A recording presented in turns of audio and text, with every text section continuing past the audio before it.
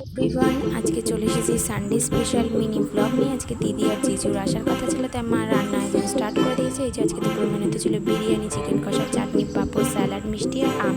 এবং জিজু খেতে বসে গেছিলো। আর আজকে সন্ধ্যাবেলা আমি ওদেরকে